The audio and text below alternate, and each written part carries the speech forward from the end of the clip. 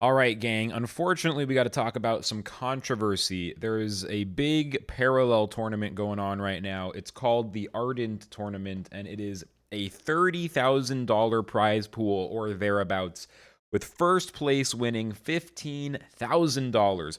It's a really big tournament. It's a really big deal for Parallel, since Parallel, with their trading card game, are really pushing an esports focus, trying to bring in professional Hearthstone players and other players, and trying to get this tournament vibe to be a big thing in the game.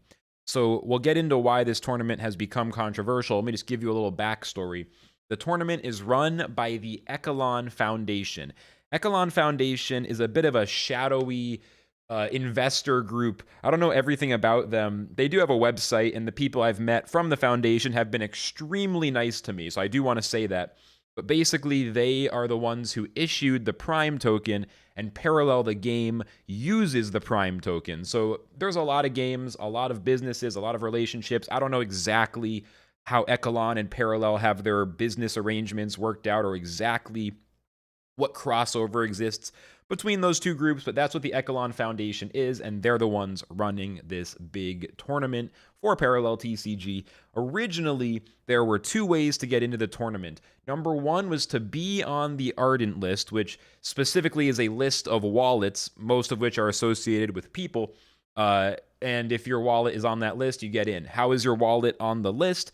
You had to be holding Parallel cards or other assets early on in the game. I think this is back way before the current closed beta, back during the alpha days. Again, I don't know the exact timeline because it's been a couple years since Parallel first got started. I've joined the game more recently. The other way to get into the tournament originally was to be invited by the team. I was actually invited into the tournament, and then, as you'll see with this very graceful tweet, I ended up being uninvited because all content creators got uninvited. I posted this at the time. I support the decision. I tagged Parallel, but I guess I should have tagged Echelon Foundation to restrict access to the Ardent Tournament and not allow content creators in, even though it means I don't get to participate. Got to give the OG supporters of the project the value they deserve. It would be a weird vibe for a non-Ardent to win. And so that was my response to that, basically saying, okay, it's fine. You're not going to invite some extra people. I'm uninvited. No big deal. That was because of a lot of community pushback. It's also worth noting, before we get into the meat of this, I'm about to explain the controversy, but before we do that, one last point. Multi-accounting in Parallel TCG is extremely banned. I remember when I first was getting into the game and I was asking, can I set up a wallet for my friend so I could maybe have like a guild or like share cards with people? And it was basically just, no, don't even think about doing that. Under no circumstances are you ever to do anything like that. There's going to be something called the bond system, and that's the only way you can rent cards and share cards. Don't even think about anything else. It would be foolish because it is not allowed. I was given this very severe answer of hell no, don't even think about it. And I was like, all right, no making wallets for other people, none of that kind of stuff. We're not doing Axie scholarships, not that kind of game, fine. But here's the controversy. So one of the top investors slash esports teams in the game is a group called Devmon's GG, run by Mr. Kavak, who's got a pretty good following on Twitter and owns a ton of Parallel assets from what I understand. While I sip the water, please like and subscribe. Okay, so this team of players had an extra wallet, and this wallet had been holding assets of Parallel cards as part of some kind of multi-sig setup where multiple investors were pooling their assets and then keeping them in these multi-signature wallets, so both people would have to sign the transaction to send something out, a security measure basically when you're working with other investors. Now, one of these wallets, at least one of them, was on the Ardent list, because technically the Ardent list is measuring the wallets in the game, not really the humans, because you can't, there's no KYC, there's no know your consumer. So one of these wallets was not associated with an account.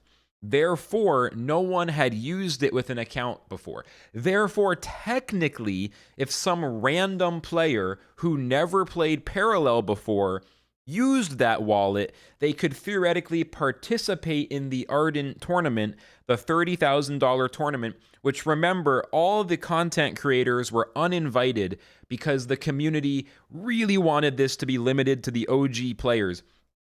However, this wallet, because it was never used before, did not count as multi-accounting if you brought in a random player. So what Mr. Kavak and his team did is bring in a professional Magic the Gathering player, some dude named Ivan. I haven't even looked at his account, to be honest. But he never talked about Parallel before.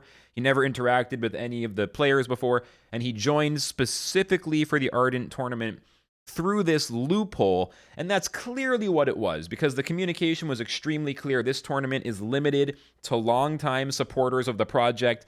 The Ardent list is meant to be a way to filter out for only OG supporters. New players will have to wait for future tournaments. This one is for the people who were already part of the game. And keep in mind, a lot of great players who are very dedicated to the game, including the world champion Quinto, was actually not on the list. And I have various friends who are super good at TCGs, and they were asking, like, is there any way I can play on someone else's behalf or anything? The answer was pure no. Absolutely not. No exceptions. You need to be on the list. But because this wallet held assets and was never associated with an account, this esports team was able to bring in an outside pro who is currently in the tournament. And I'm not sure how it is. They're either in the quarterfinals or maybe even the semifinals. They didn't participate in collecting assets earlier. They weren't a part of the game's community. They've joined the game in October 2023 just to basically be a fill-in professional player to jump in and basically win the prizes for this esports team, despite not fitting any of the qualifications. It is a pure loophole. So a lot of people are really, really upset. The tournament was explicitly for long-term supporters. Many players who might have been qualified ended up not getting in and not even trying to get in because they were told there's no exceptions. And then it just so turns out one of these teams that happens to have tons of assets in the game and is kind of like connected to people, one of these sort of like high-end groups just happens to find this loophole and happens to bring in an MTG player. Really, really rubbed a lot of people the wrong way. And there's been a lot of debate about this in the Echelon Foundation Discord, which I found out about this morning, by the way. I'm catching up on this. I wasn't in that Discord. I was blissfully unaware of this. When I got uninvited to the tournament, I said, screw it, I'm just not paying attention anymore. Oh, well, rip me. I'm going to go play some big time, So today, this post kind of summed up the judge's stance on this. Hi, all. I was a judge on the panel. We spent hours over multiple days deliberating. He hasn't had his coffee yet, which is pretty huge. So, you got to take it with a grain of salt. No caffeine in his system. This could be nonsense.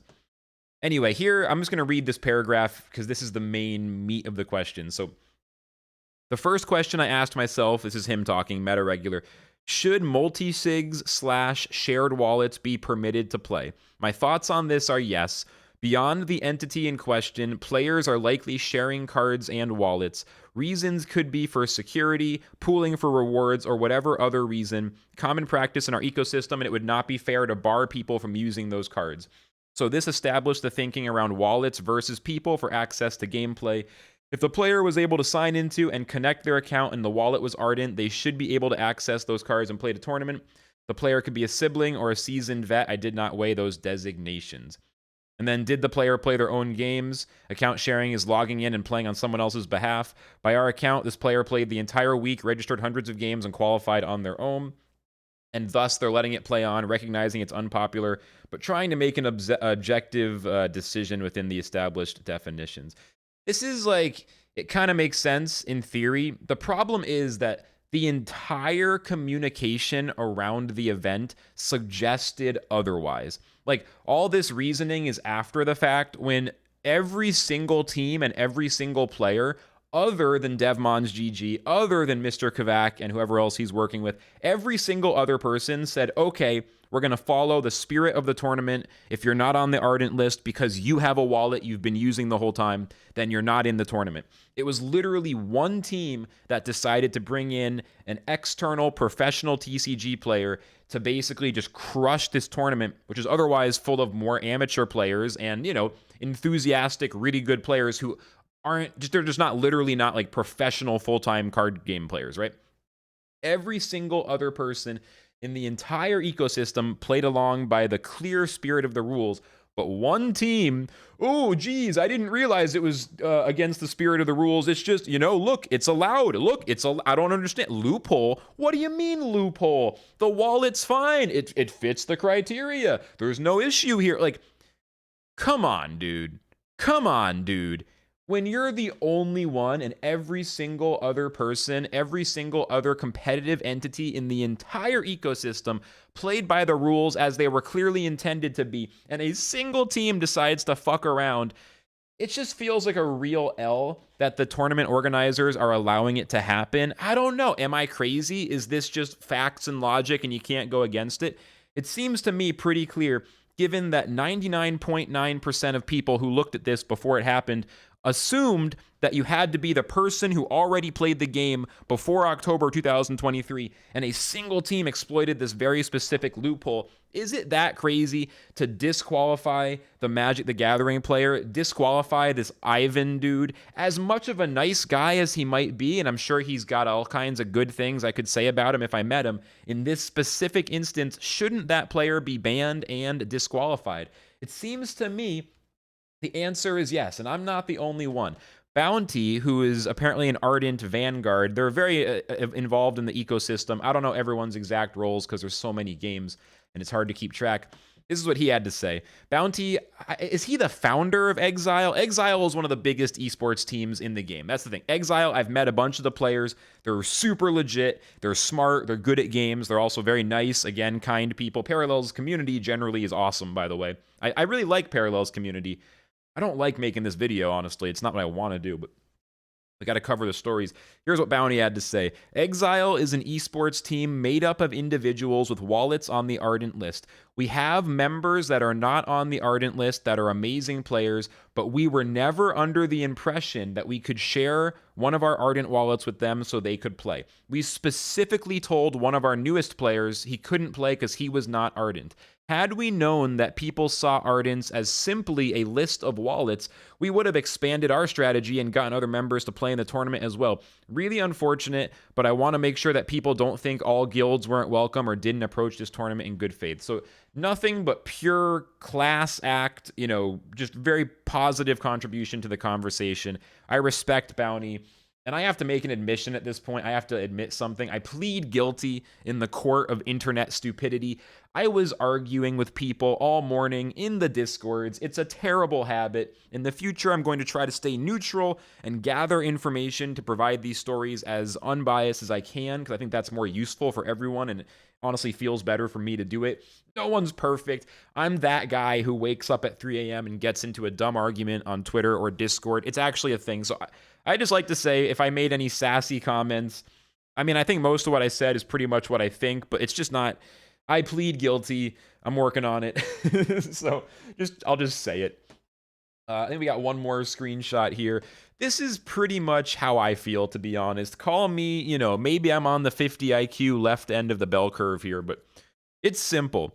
It's possible to find a loophole that allows a pro player to enter this tournament, but it goes against the principle that tournament is for people who supported the game since the start. Actually, super simple. And I agree. I think it's that simple.